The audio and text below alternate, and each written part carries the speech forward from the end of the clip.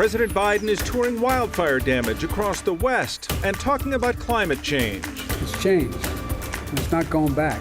Tomorrow, his tour will take him here to Colorado. Climate change can take a toll on your health, physically and mentally. Today, we're talking to a therapist about how to recognize if you're suffering from climate grief.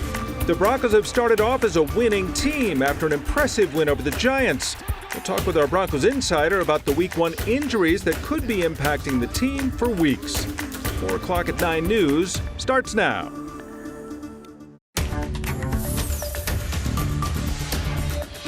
We started 4 o'clock with Glenwood Caverns Adventure Park reopening over the weekend. This after a 6-year-old girl died on an amusement park ride there. The 110-foot haunted mine drop remains closed while investigators try to figure out what went wrong.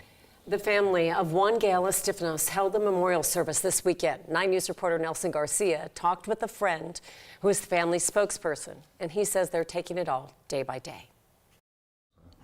Yeah. In a time of life that should be full of joy, That's our younger brother. this is a time full of sorrow.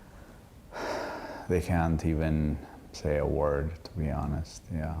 Bemni McConan is friends with the family of 6-year-old Juan Gail Estifanos, who died on an amusement ride in Glenwood Springs on September 5th. So ever since COVID started, they haven't taken any family vacation.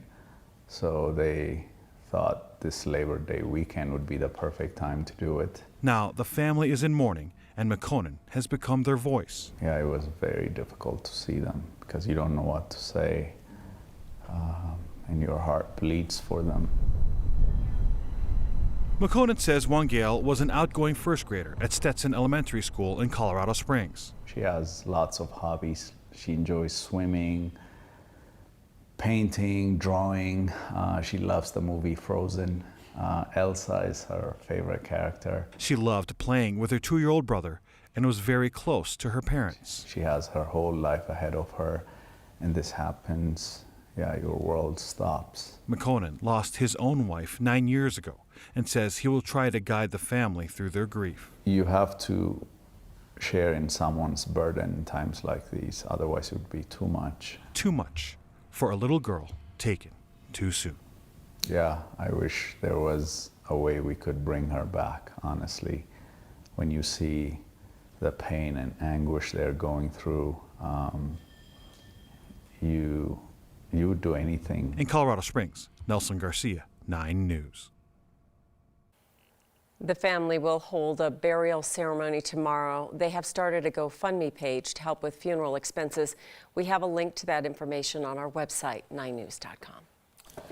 There's a small wildfire that started in northern Larimer County early this afternoon, breaking out west of Highway 287, just north of Livermore. The fire department responded along with the Larimer County Sheriff's Office and the U.S. Forest Service. They did request, and as you can see, got air support as well.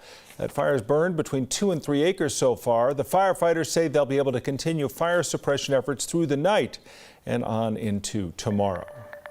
Let's take a look outside, and we've been seeing blue sky for the last couple of days. Today, though, we also saw much cooler temperatures than we've been experiencing on through the weekend, and Kathy's with us now to talk more about what we have and what's coming our way. On a Monday, no less. I know, it's great, right? It's really wonderful. It is wonderful. It's easier to breathe. It's a mood booster just to see the blue sky. We don't have the smoke and haze, and many of us will see rain again today and wait till tomorrow. Around the area, we've got partly sunny skies. Temperatures in the low to mid 80s. Will go even cooler tomorrow with another stronger front coming in. There's been a little bit of a wind situation out on the eastern plains today. Those winds should ease a bit now that the front has moved through. Tracking some gusty storms, so there may be a bit of lightning and wind around Steamboat, Mabel, up toward, the Maybell area and Eagle. We've seen a few showers actually hit the ground there. A couple of showers coming off the foothills into Denver and out on the eastern plains. The threat for severe weather is well east of our forecast area, but not to say 1 or 2 of these high-base storms can produce a thunderstorm wind gust in excess of 40 or 50 miles per hour. Partly cloudy now, a few showers moving into Weld County and Larimer County, tracking from west to east. And again, we do have that 20 to 30% chance of seeing some of that rain here in Denver as that line kind of sags further southward. A second stronger front tomorrow. So these temperatures we're enjoying today, as Tom mentioned, will go even cooler on Tuesday, an early preview of fall. And the autumnal equinox isn't until Wednesday, the 22nd. We'll talk much more about how long the great air will last. We've got less smoke and haze today, and then we're going to show you a radar update and track those evening storms. All that just ahead on a Monday. You guys haven't asked me about the forecast for next weekend yet. Well, I'm just excited you're going to give me a radar update. I love that too, and I love that you love that. The radar update. The radar update. That is fantastic. On a Monday, I'm a giver. What Some can I people say? look at old radar. Right? This is an update. It's going to be great. We'll see you in a Only few for minutes. you guys. All right, Kathy, thanks. Roaring radar. Woo. Well, speaking of weather, the latest named storm of this season, Tropical Storm Nicholas, is really threatening millions of people across Texas and southwestern Louisiana right now. The National Hurricane Center is warning the storm will trigger considerable flash flooding and could reach hurricane status before making landfall. So now emergency teams are staging across what they're calling the potential strike zone you're seeing there. In preparation for this storm, all of our departments have been activated. The reason being, forecasters say this system could dump 20 inches of rain over the next several days in some of the areas already recently hard hit by Hurricane Ida. At the same time, in California, residents are returning to the town of Grizzly Flats, but there's not much left. A lot of ashes where homes once stood. The Caldor fire burned nearly 220,000 acres, more than 340 square miles, and destroyed more than 1,000 structures, and that includes nearly 800 homes. The fire is still burning, but now considered 67% contained. Today, President Biden issued a major disaster declaration for California that releases federal funds that will help deal with the damage there. This as the president is focusing on wildfire damage across the West. First, he sat down with state and federal fire agency officials in Idaho before going on to survey the damage in California. President Biden was blaming climate change for increasingly severe wildfires. He's pushing his top legislative priority, a $1 trillion bipartisan infrastructure bill to strengthen the country's resilience towards extreme weather. And President Biden is expected to visit Colorado tomorrow, his first stop in our state since he took office in January. As of now, he's expected to land at DIA just after 1 in the afternoon and visit NREL, the National Renewable Energy Laboratory. He'll be talking more about climate change there and his infrastructure bill. Air Force One is slated to leave Denver just after 5 o'clock. Of course, we will have coverage of the president's visit right here on 9 News. As our state readies to distribute boosters in larger numbers, the governor appears to be growing impatient with how long the federal rollout is going.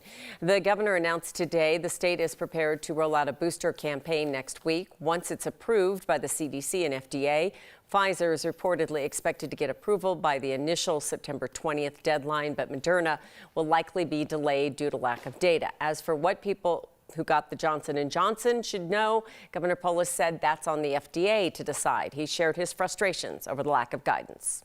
They need to get off their rear ends and provide that guidance. There are many people who received it who on their own are beginning the course of 2 vaccines with the Pfizer and Moderna. But again, there's a inhibition to that at the because of the lack of guidance. So they need to do that. So far, just 2.4% of Coloradans have received a booster shot. Governor Polis said the state is fully prepared to give boosters to everyone, including the general population. He said once Pfizer and Moderna are approved, it shouldn't be much of a challenge for all Coloradans to find a booster shot. Well, these days, most everyone knows the meaning of an Amber Alert, but this past week we saw signs across Colorado posting a Medina Alert. It is a message from law enforcement asking for help tracking down a hit-and-run driver. 9 News reporter Noel Brennan reminds us of the meaning behind the signs. It's 1235 North Pennsylvania Street, code 10. What's everyone for an injury accident? By the time paramedics arrived Friday afternoon, the car was long gone. The driver had crashed into a person on a scooter, causing serious injuries. And so this case met criteria for what's called a Medina Alert. You've probably seen the signs. Some read hit and run, others say Medina Alert. What you may not know is the story behind the name. On January 22, 2011, Jose Medina was 21. It was his first week on the job as a valet driver in downtown Denver. The driver of a pickup truck did not stop after hitting and killing Medina. 3 years later, Governor Hickenlooper signed the Medina Alert Law. Anytime someone is killed or seriously injured in a hit and run, the Colorado Bureau of Investigation sends a message across the state, a Medina Alert. Crucial information spelled out on signs to catch drivers who try to get away. Noel Brennan, 9 News. Denver police are still looking for the driver of a white 2021 Buick Encore GX that hit the person riding the scooter last week. The license plate is BQU154. The SUV may have damage to the right passenger side.